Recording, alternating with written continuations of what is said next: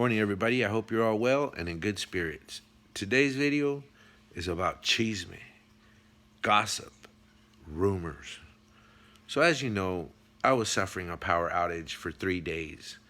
And on the second day, I started driving around the neighborhood looking for a utility company worker to ask if they could give me estimated time of restoration for my power.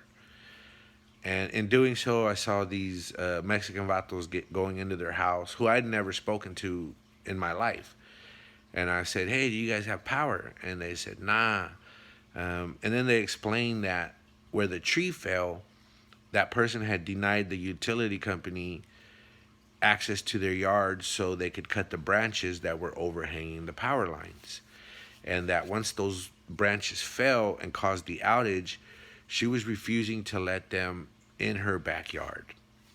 Now, I've heard from a million people, no, the utility company doesn't need your permission. They can go back there. It's in the deed. That's how the regulations work. Well, I'm familiar with regulations, and I'm telling you, even though they have a right to be back there, they're not going to push past a neighbor who is blocking entrance.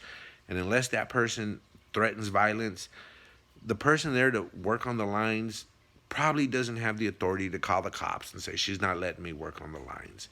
He probably has to call headquarters. There's a process. They would send troubleshooters and mediators to work with her. They would try to do every single thing possible to not push past her and just work on her yard. That's how things work in practicality. And so, let's say they are looking for a legal resource, a judge that's going to say you signed this deed on your house that lets them, and there's a cop there. But government doesn't work that fast. And as many power outages as they were, I don't think they would pick up that fight while there's a lot of work to do to help other people. And so, having heard that, I came home and I called my homeboy who lives on my street, and was also part of the power outage. And this is my homeboy to the degree that, hey, you and your family can come to my house, use my shower, call in the morning, you need some coffee, because they didn't even have hot water. I have gas for half my house and electricity for the other half. And so the gas let me have hot water, be in front of the fireplace to warm up a little bit.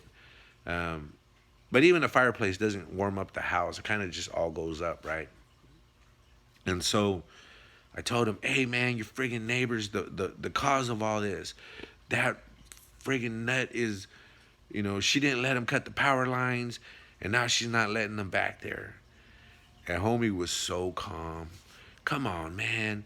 I just talked to them. She said there was live wires, and they were scared to go back there, and they had to call the fire department, and the fire department told them to call a utility company. It was just defended her like crazy, and made it seem like I was starting rumors that could be harmful. If the whole neighborhood thinks this person is why we don't have power, they can get worked up. And so I thought about it, and then I texted him at night. I said, you know what, G, you're right. I don't have any proof that's what she's doing. And I shouldn't be smutting her up like that and inflaming passions. I didn't say inflaming passions because, we don't talk like that with each other. But I go, or inflaming passions and getting people worked up. And then we talked about other stuff. But that night, actually, that might have been our last communication that night. You're right. I don't have proof. I shouldn't be smutting her up. My bad. That's what I said. Because he calmly kept saying, no, it's not her. We don't have no proof. And he didn't even get along with her. I got along with her. But he was defending her, right? So, send a text. My bad. No proof. I shouldn't smut her up. That's not cool. Next day at 6 a.m, I get a text. What's up? Oh, just chilling. My phone rings. Hey, fool. I talked to this neighbor, and he said she went off on him for cutting branches over his yard. And I thought, ooh, maybe she does have a thing with that tree. And he goes, and I also talked to this other neighbor who I know to be a very decent family man, a Jehovah Witness, not a gossip, doesn't get involved in no kind of street. This is like a very righteous person. And he said the same thing, that she wouldn't let the utility company cut the branches and was not letting them in, as well as the neighbor who said that she went off on him for cutting branches. Somehow they all knew that she would not let the utility company touch her yard or go in her yard. And then my friend who, my homie who I told I was wrong for smutting her out because he defended her, and he told me how that was wrong. He says, "Hey, fool, they all said the same thing you said, what those other neighbors said." And the other neighbors that I spoke to don't know these people. So there are people that don't have no connections to each other all saying the same thing. And I called the utility company. I said, "Can one person hold it up?" And they said, "Well, what we would do is send a troubleshooter." And this record shows we sent one at 3 and we sent one at 11. So I'm like, okay, they are going there and trying to talk. They're not going there to work on it. They're going there to troubleshoot. So it was starting to seem true. But this is where the Chisme part of this whole post comes in. The same homie that defended her, that I apologized to for accusing someone of something without proof, then says, "She's a fucking Jeffrey Dahmer. She's got bodies in the backyard, fool. That's why she's not letting them in." And I think he was serious. And so I like think about it and I go, "Hey man, didn't you just tell me it was wrong to accuse people yesterday without proof? Didn't you have me send you a freaking text to tell you you're right? And what do? You fucking call me in the morning and say she's now eating people and burying them in the backyard."